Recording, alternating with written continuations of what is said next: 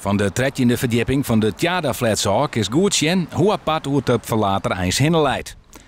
Insletten door de Aarzoon, de 31 kantoorgebouwen en 3 hege flats. Maar als die een keer op een verlaat bist, is het een oud dwarpstritje. Met bjemmen en vogels en historische venten uit vervlijne eeuwen. Die dus nou alle 4 dat gemeentelijk monument beneden binnen. Je hebt iets wie een veert en een sloes, een kroenierszaak en oren een goosje. Smelners erfskip had het voorlijk ook kregen dat Oerterp verlaat nou de monumentale status krijgt. Oerterp verlaat is een van de echt oude karakteristieke stukjes van Drachten die een hele duidelijke connectie had met de Drachtsterveer.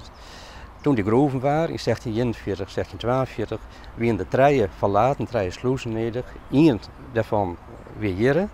En om die sluis heen ontstond bebouwing. Er waren activiteiten, er waren bedrijven, er waren winkels. En er waren ook veel arbeiders vooral die het hadden hier te wijnen zetten. Die karakteristiek van dit streekje is heel duidelijk herkenbaar in de lijn van de bebouwing.